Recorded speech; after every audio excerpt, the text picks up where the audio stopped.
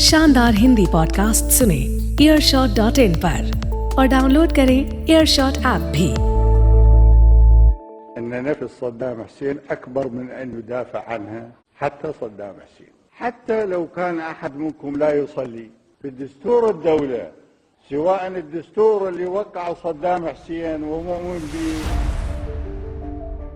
ये बेबस आवाज एक ऐसे तानाशाह की है जिसने 24 साल तक अपने ही लोगों और देश पर ऐसा जुल्म ढाया जिसकी मिसालें इतिहास में भी देखने सुनने को कम मिलती हैं।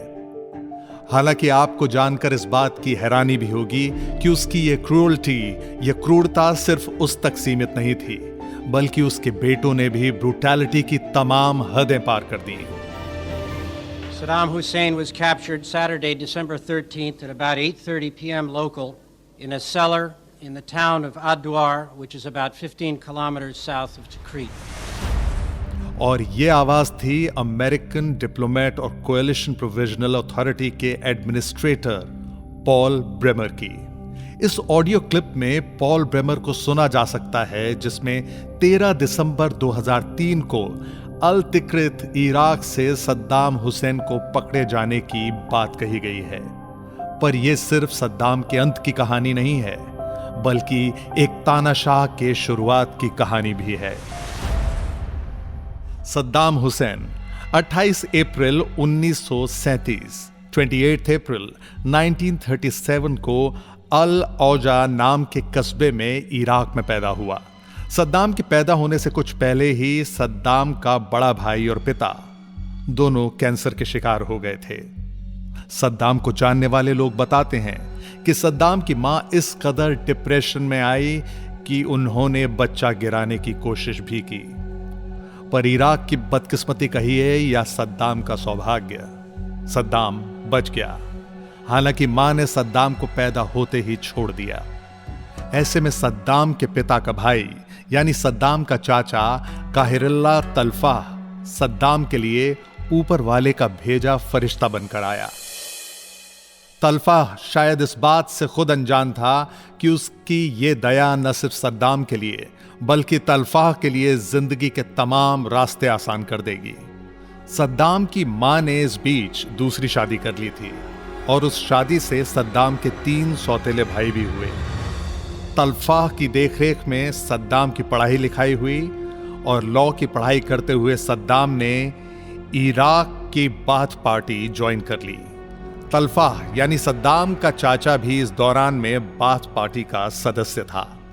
उस वक्त सद्दाम की उम्र तकरीबन 20 साल थी और जहां एक तरफ प्रोग्रेसिव और समाजवादी सोच इराक में जड़ें पकड़ रही थी, वहीं दूसरी तरफ इराक की पॉलिटिकल पार्टीज में ज्यादातर पुरानी दकियानूसी विचार वाले ट्राइबल लीडर्स जमींदार या बड़े व्यापारी हुआ करते थे। ऐसे में इजिप्ट के बड़े लीडर गमाल अब्दुल नासिर से इंस्पायर्ड सद्दाम नासिर को अपना आदर्श बना के उसी की तरह की पॉलिटिकल आइडियोलॉजी को इराक में भी मजबूत करना चाहता था। नासिर की लीडरशिप ने पूरे मिडिल ईस्ट का न सिर्फ नक्शा बदला लेकिन एक किस्म की क्रांति ला दी। इसमें 1950 और 60 के दशक की राजशाही खत्म होने लगी। मिडिल ईस्ट के तमाम नेशनलिस्ट नासिर के कहने पर ब्रिटिश और फ्रेंच के खिलाफ एकजुट हो रहे थे। इसी दौरान जनरल अब्दुल करीम कासिम ने इराक के आखिरी रॉयल या राजा किंग फैजल और पूरे राज परिवार का तख्ता पलट करके उन्हें गोली से उड़वा दिया। कासिम खुद पीएम बन गया और 1958 से 1963 तक पीएम की कुर्सी पर जमा भी रहा। लेकिन इन 4 सालों में कासिम जिन बाथ पार्टी सपोर्टर्स और अरब की पहचान वाले मुद्दे को लेकर सामने आया था, उससे पीछे हट गया। कासिम ने कहा कि वह इराकी पहचान और नेशनलिज्म पर ही रहेगा। कासिम ने कम्युनिस्ट को साथ ले लिया और ब्रिटिश और फॉरेन कंपनीज को इराक से बाहर का रास्ता दिखाया। कासिम की खुद की कैबिनेट में 16 में से 12 लोग कासिम के खिलाफ हो गए। इस बार तख्ता पलटने की बारी कासिम की खुद की ही थी और देखते ही देखते कासिम के पांव के नीचे से कारपेट खिंच चुका था। कासिम के साथ ठीक वही हुआ जो कासिम ने इराक के राजा फैजल के साथ किया था। कासिम और उसके साथियों को गोलियों से भून दिया गया। लेकिन इससे पहले कहा जाता है कि कासिम पर पहले भी एक हमला हुआ था। कहते हैं कासिम के ऊपर इस हमले में बाथ पार्टी के मेंबर्स में सद्दाम हुसैन खुद शामिल था। इस पूरी साजिश में इजिप्ट के नासिर के साथ सद्दाम भी था। हालांकि हत्या की साजिश रचने वालों में सद्दाम काफी बाद में शामिल हुआ था। प्लानिंग के हिसाब से 7 अक्टूबर 1959, 7 अक्टूबर 1959 को कासिम को अल रशीद स्ट्रीट पर घेरा जाएगा और वहीं हमला होगा। एक आदमी कार में पीछे बैठे लोगों पर गोलियां दागेगा और दूसरा आदमी आगे बैठे हुए लोगों पर बंदूक चलाएगा। कहते हैं इस पूरे हमले में सद्दाम ने समय से पहले फायरिंग शुरू कर दी, जिसकी वजह से पूरा प्लान असफल हो गया। इस हमले में कासिम का ड्राइवर मारा गया और कासिम के कंधे और हाथ में गोली लगी थी। कासिम बचने में कामयाब रहा। लेकिन इस घटना के सालों बाद सद्दाम की इराक और अरब दुनिया में कहानियां काफी मशहूर हुई थीं। इस हमले के बाद सद्दाम लगभग 3 साल सीरिया और इजिप्ट में रहा। लेकिन 1963 में जब कासिम के बाद तख्ता पलटा, तब सद्दाम वापस लौट आया और तकरीबन 2 साल जेल की हवा काटी। पर 1966 में जेल से भाग निकलने में वो सफल रहा। यह सद्दाम की जिंदगी का टर्निंग पॉइंट था। यहां से निकलने के बाद सद्दाम को पार्टी के रीजनल कमांड का डिप्टी सेक्रेटरी बनाया गया। सद्दाम एक अच्छा एडमिनिस्ट्रेटर था और उसने पार्टी में एक नई जान फूंक दी। अपने दूर के रिश्तेदार अहमद अल हसन बकर, जो उस वक्त सद्दाम से बड़ा लीडर था, उसके साथ मिलकर सद्दाम ने तख्ता पलट कर दिया। अहमद बकर खुद इराक का प्रेसिडेंट बना और सद्दाम को उसने अपना डिप्टी नियुक्त किया। सद्दाम के हाथ में सीक्रेट सर्विस से लेकर बाथ पार्टी की भी लगाम आ गई थी।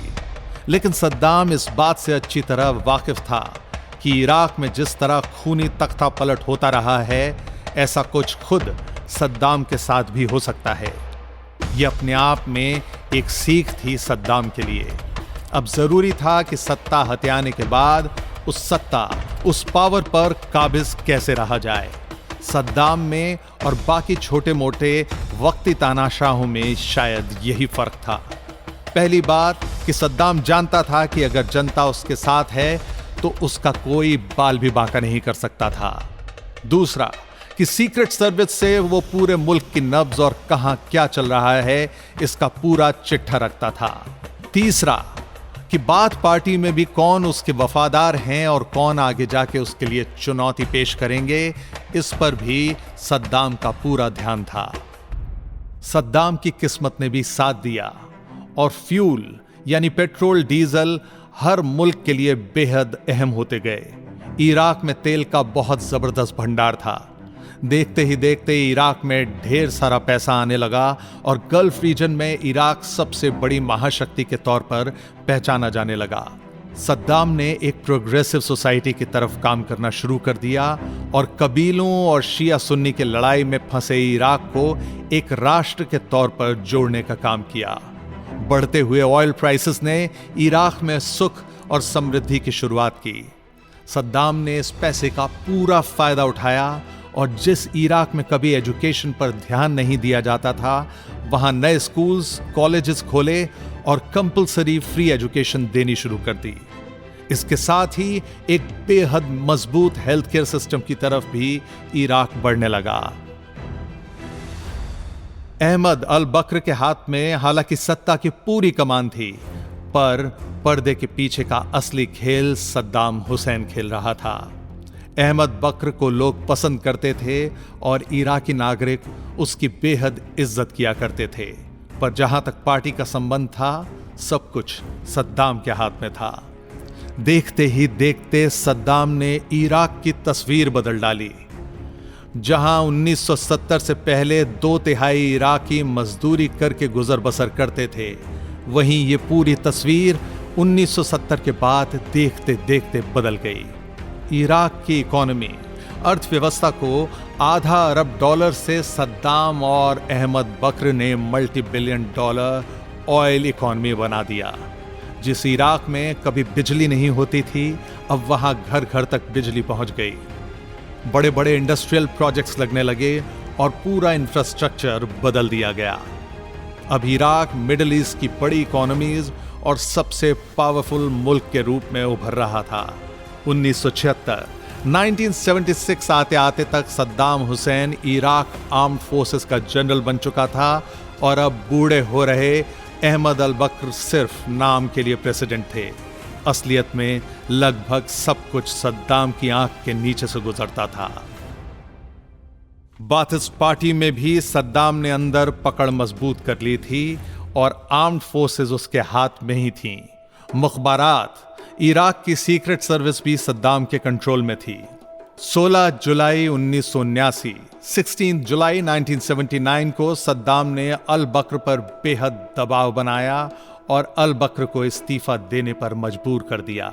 अब सद्दाम खुद राष्ट्रपति बन चुका था, पर अभी भी कुछ और काम करने बाकी थे।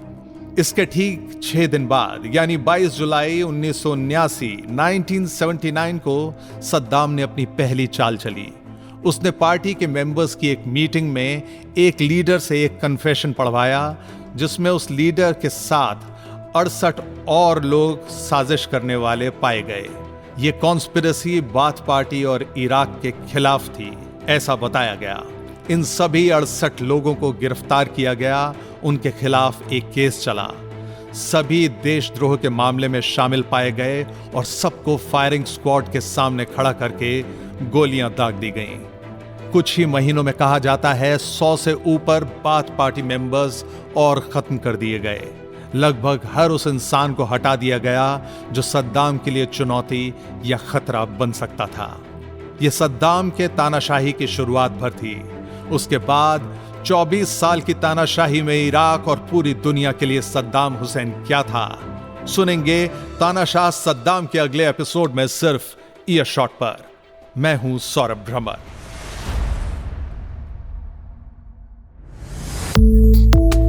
शानदार हिंदी पॉडकास्ट सुने earshot.in पर और डाउनलोड करें एयरशॉट ऐप भी। Earshot, here and now.